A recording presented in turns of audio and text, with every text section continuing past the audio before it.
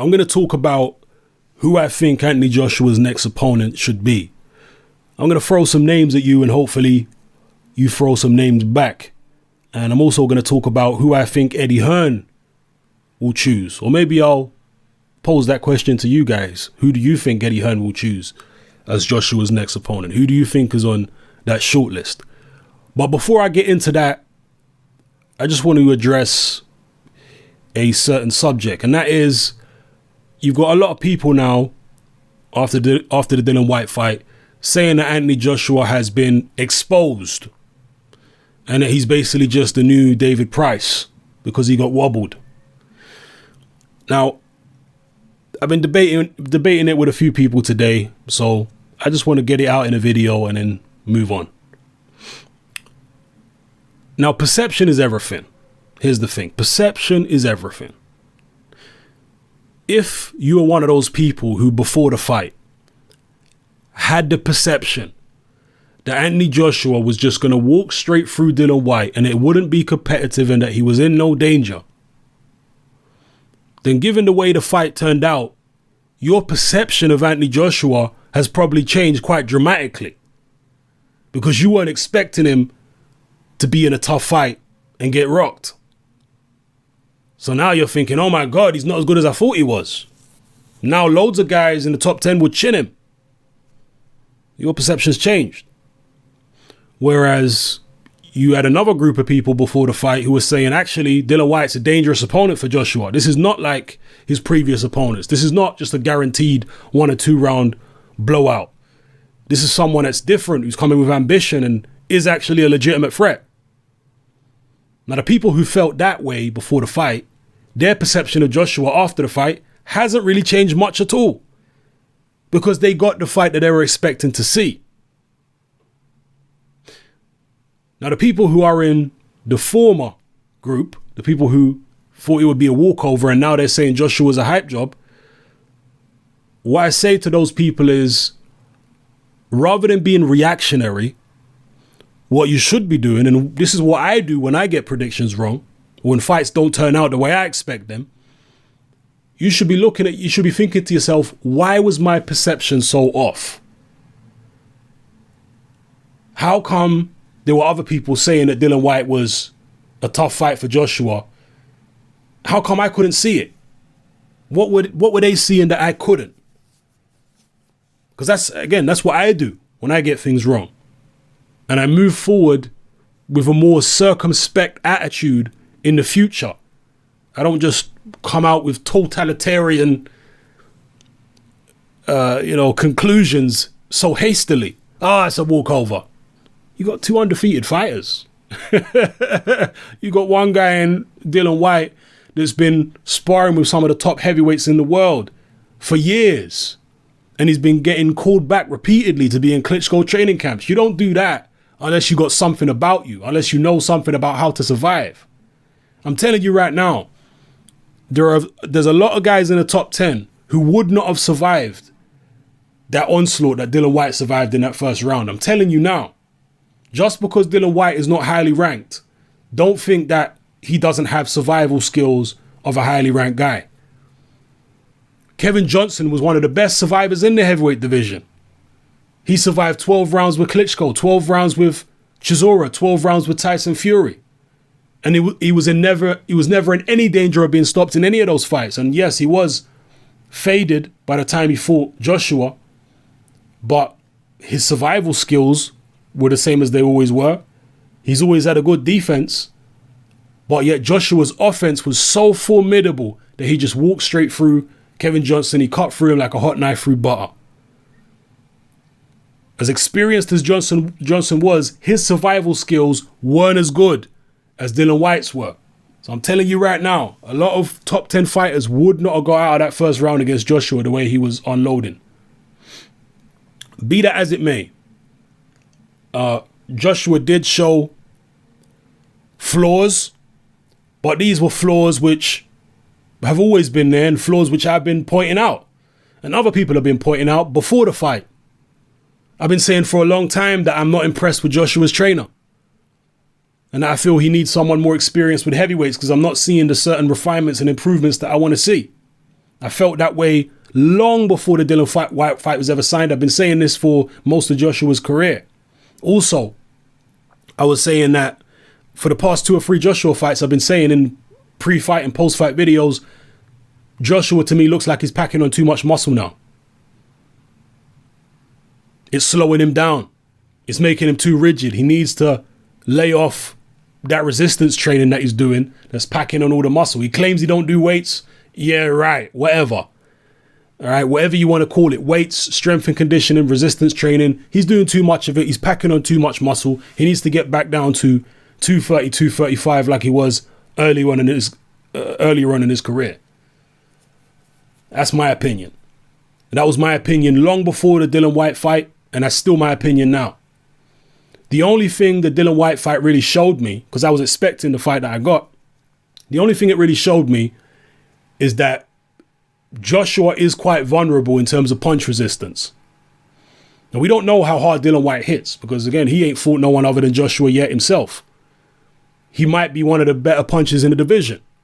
He might not be. We'll see. But just because he's not highly ranked, it don't mean he can't punch. Don't let that fool you. Don't let ranking fool you into thinking a guy can't punch as hard as someone who is highly ranked. Darnell Boone was able to drop Sergey Kovalev heavily. He was able to drop Stevenson and drop Ward. And Darnell Boone's a journeyman who was not highly ranked at all. So a guy being highly ranked is not a guy not being highly ranked don't mean that he can't punch as a guy who is highly ranked. Let's just get that straight. So, yeah, we don't know how significant that a wobble in the second round for Joshua really was. Because, I don't know, Dillian Whyte had his back to the ropes. He was under heavy fire. He wasn't in great shape at that particular time because he'd taken punishment. And it was a reactionary shot. Paulie Malignaggi called it a catch and shoot. He blocked Joshua's punch and he came back with an instinctive left hook, which he'd obviously been through many, many drills in the gym, and it just came out naturally. So you have to figure that the fact his back was to the ropes and it was a reactionary shot, that it was probably nowhere near the 100% full force that Dillian Whyte could potentially generate. So he was badly rocked by a Dillian Whyte punch, which was maybe only 50% of what Dillian Whyte can deliver. So maybe that is a little concerning in terms of Joshua's punch resistance. But as I said in the post-fight video, what was impressive is the fact that Joshua didn't panic. He didn't do a David Price rabbit in the headlights panic. He was like, okay, let me try block these shots. He should have grabbed Dillian Whyte. Don't get it twisted. Well, instead of grabbing, he was blocking and moving back. And if you watch the incident again, right after Dillian Whyte ceases the onslaught, Joshua kind of half smiles at him and like beckons him in with his right hand. And I know a lot of fighters do that, but to me, it just shows that Joshua's confidence wasn't shaken by the fact that he got hurt there. He was like, yeah, whatever. He still had that arrogance about him, and I think that's good to see.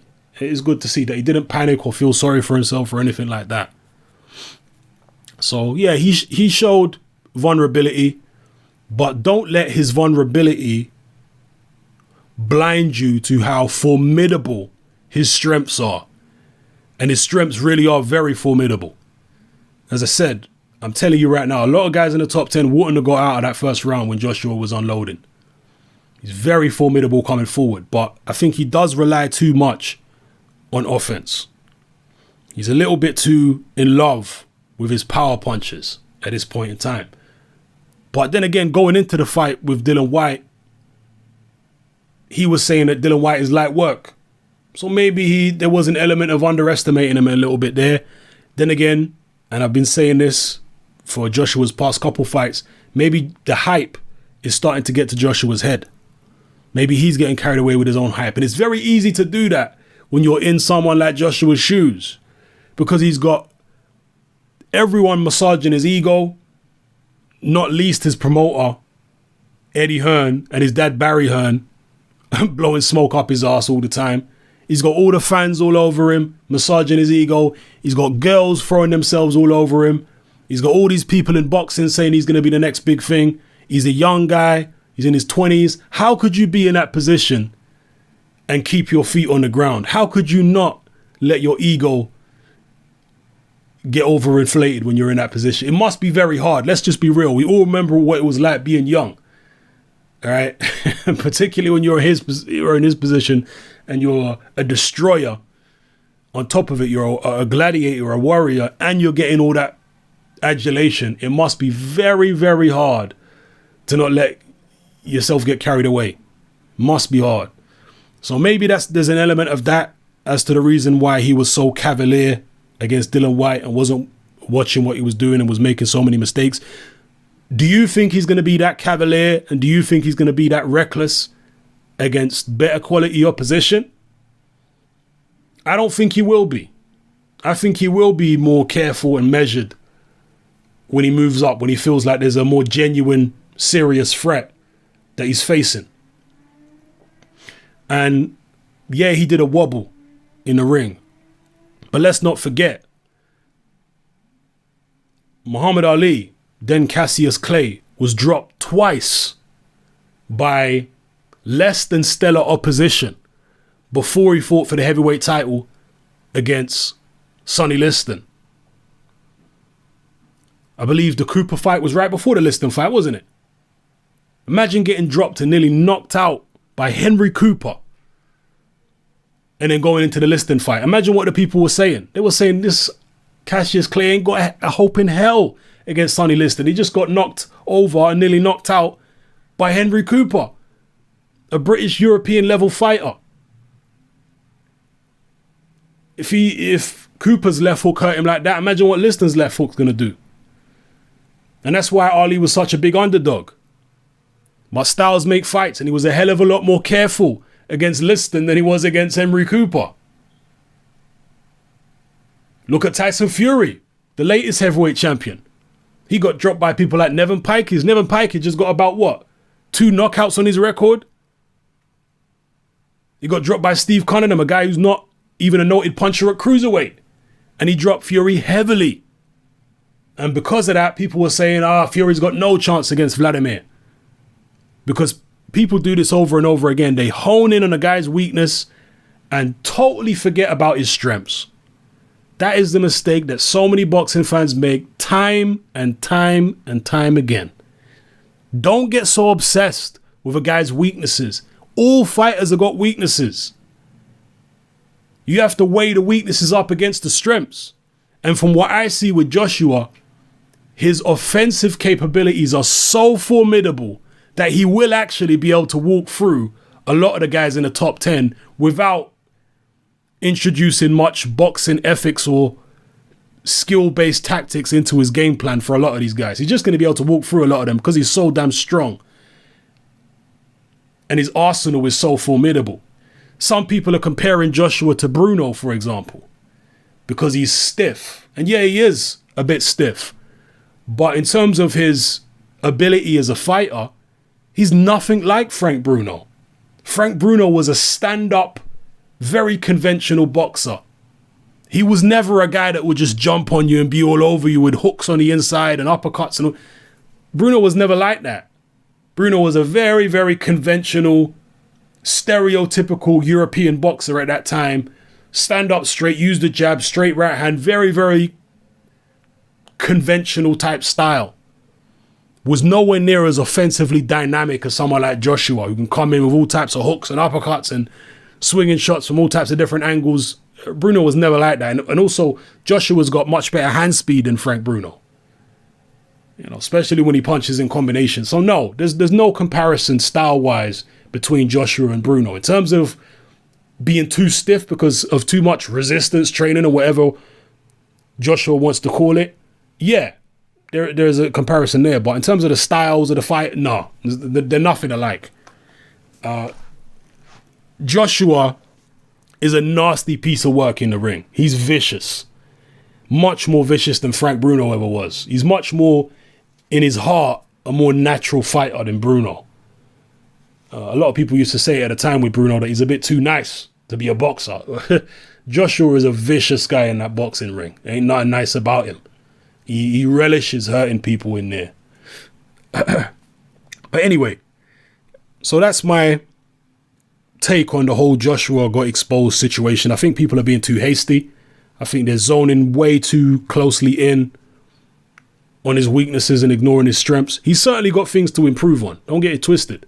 But he always had. Before the fight, again, my perception of his weaknesses hasn't really changed much other than maybe his chin. You know, the stiffness was always there. The relying too much on power punches was always there long before he fought Dillian Whyte. It is what it is. So, moving on from that, we have to talk about who Anthony Joshua should fight next. Now, some people have talked about Derek Chisora as a possible opponent.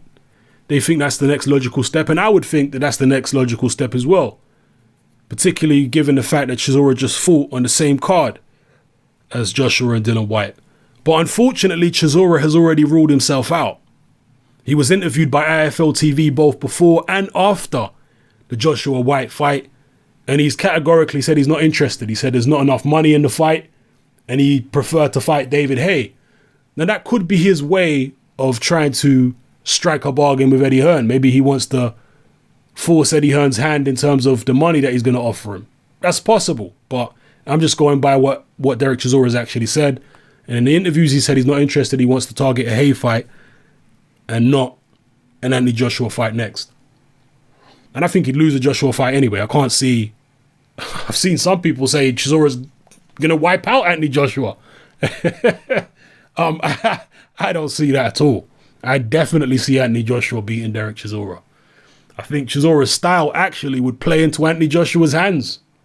And I think, my personal opinion, that's why Derek Chisora don't want the fight. He's sparred Anthony Joshua. Let's not forget this. He sparred Anthony Joshua a lot when Joshua was still an amateur. So he'll have a very good idea of how good Joshua really is. But anyway, Chisora's not an option apparently.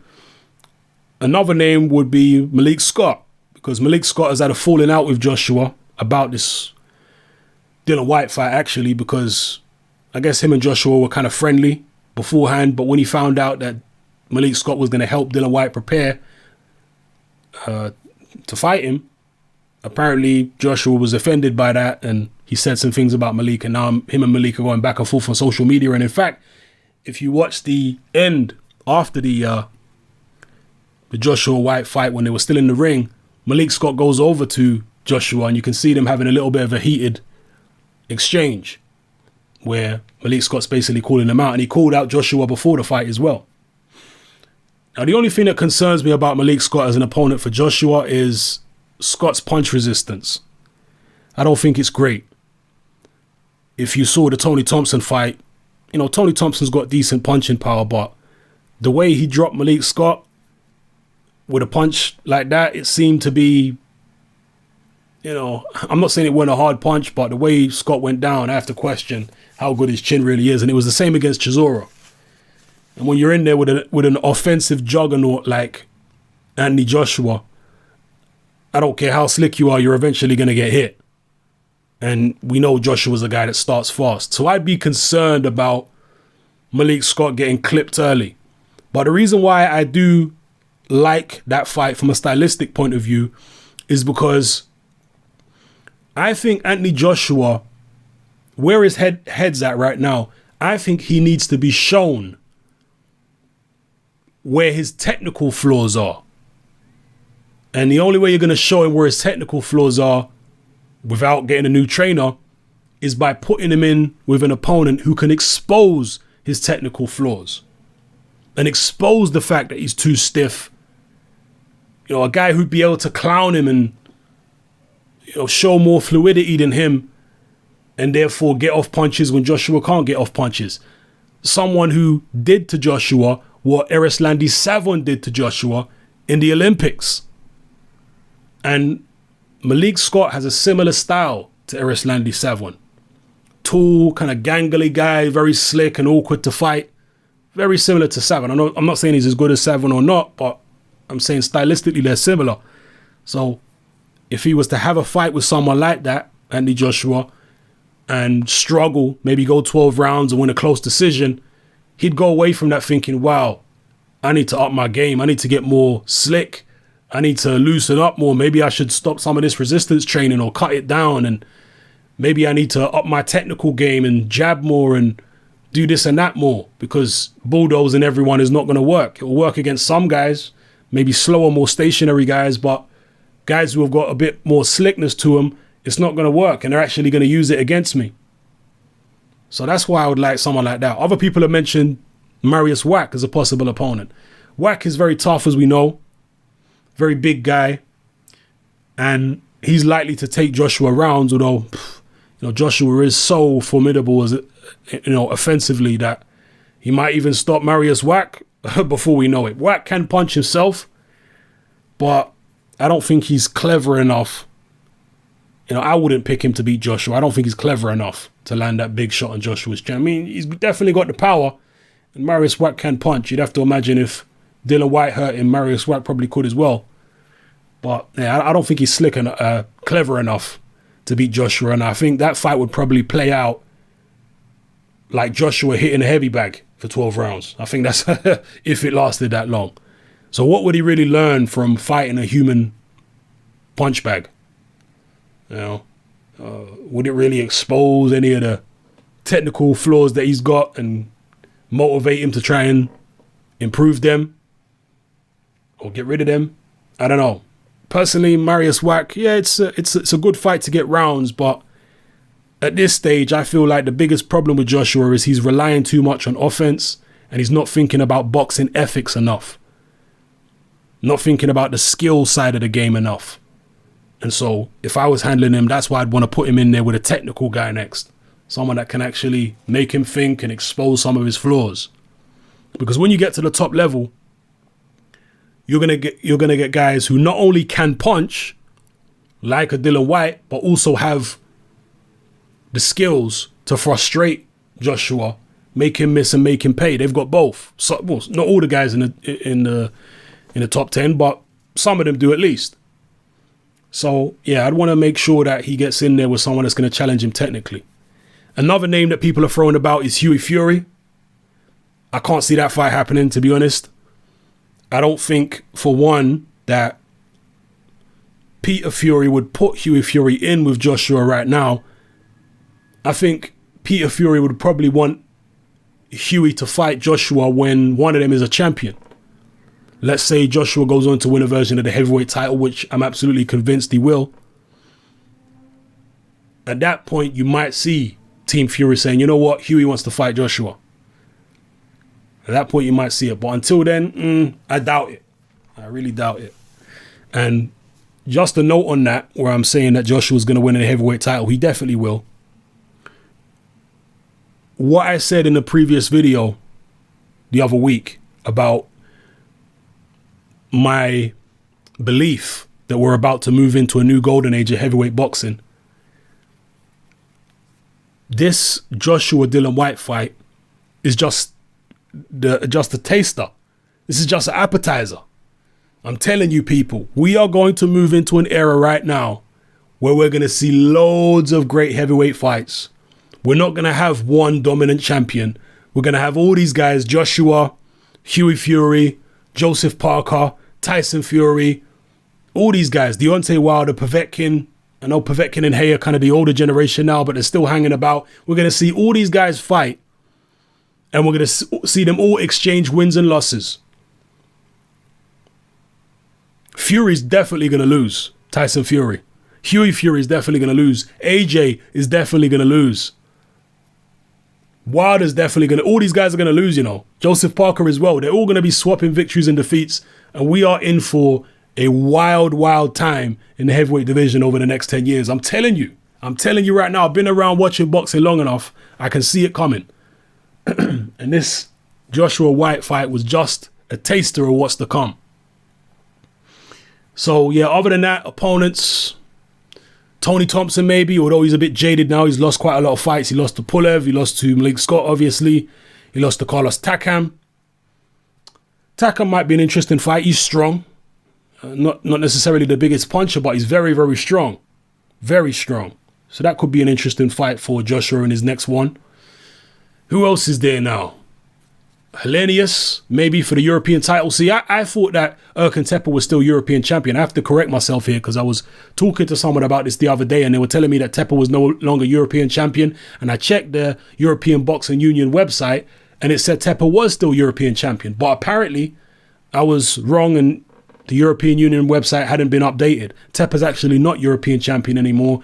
And I'm not sure if Helenius has been given it, or whether Helenius is fighting for the vacant European title in his next fight. It's one of the two, I believe. So Helenius, if he does become European champion, that could be an interesting fight for Joshua.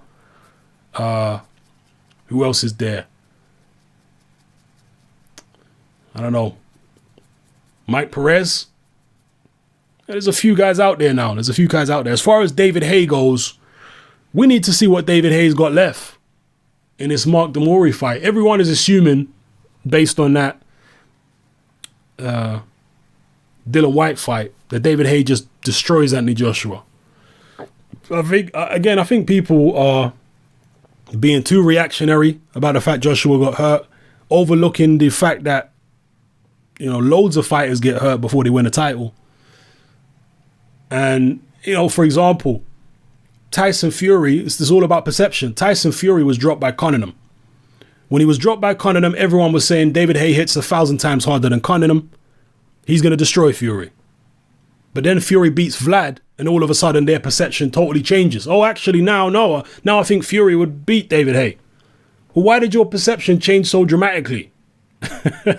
From one extreme to the other. Shouldn't you have been more circumspect from the beginning?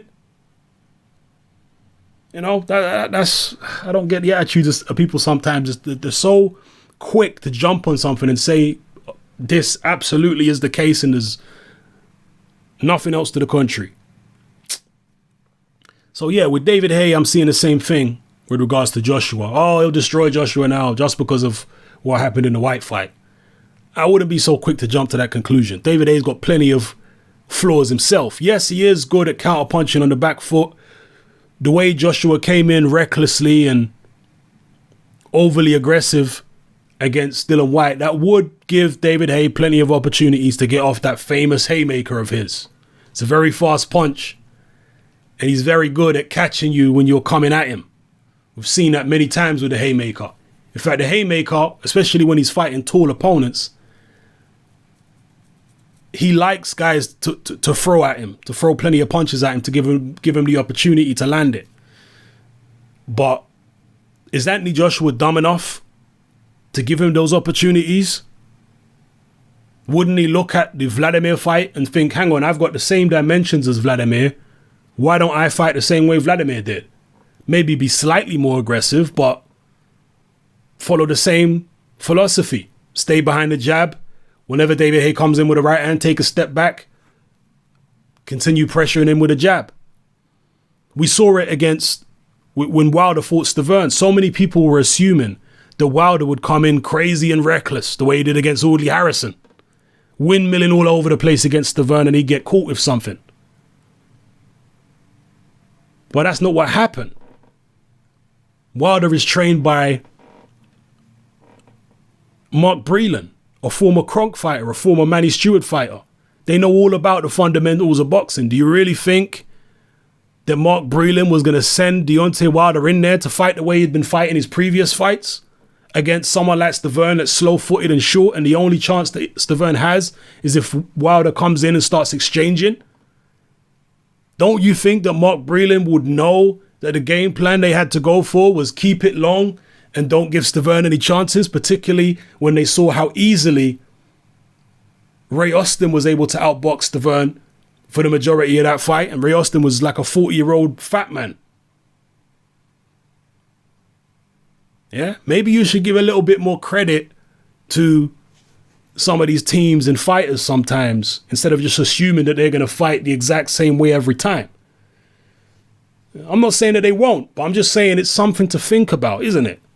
Personally, I think if Joshua fought Haye, I don't think he's going to be anywhere near as reckless as he was when he fought Dillian Whyte. Just the same way that Tyson Fury wasn't anywhere near as reckless against Klitschko as he was against Steve Cunningham.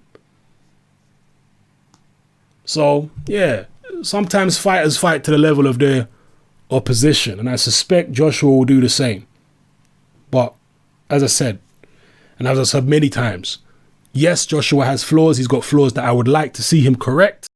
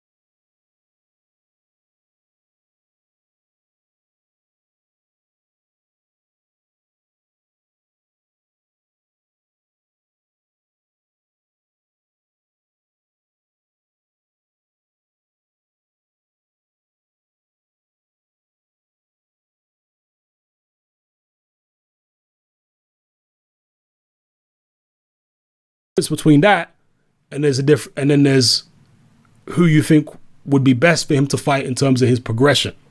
So let me know about all of that in the comment section below. Thank you for listening. All right, it's happening. I'm out.